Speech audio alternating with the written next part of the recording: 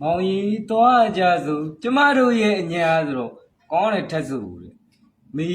လိုက်လို့ပုံမင်းမောင်တို့ရဲ့အညာဆိုတော့နှစ်ယောက်လိုအညာမှနေတာမဟုတ်လားဘေးအညာကိုလိုက်ပို့ခိုင်းတယ်ရောပါပြင်ပြိုရဲ့ဘေးရောမနေတာကိုသိချင်းလှပါတယ်ဆိုတော့မိုင်းညွညွဆိုင်လို့ရဲ့ညိုပြရီမောင်ကျဲတောလန်းလေးနဘေးရကိုအဲ့ဒီရွာဆိုတော့ကျွန်တော်သူ့ရောက်အလေသွားဖို့တော့ကောမရွာနာမပြောကြောဘဲသွားမှာအဲ့တောနိုင်လေးပဲသွားမှာရဒါမဟုတ်တောနိုင်လေးသွားပြီဘာလို့ကြားကြိုက်ခံမှာဒီပုတီကိုရှာဖွေခုလို့ရေနွားလုံတုံးကစားခဲ့ဘူးတဲ့အဲ့နွား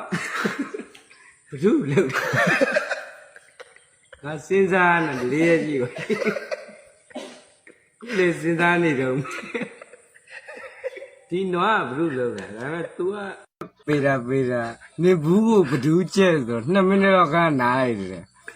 ဂျီဗစ်တောက်လိုက်မှာပေါ့ပြီးတော့မှဆရာတော့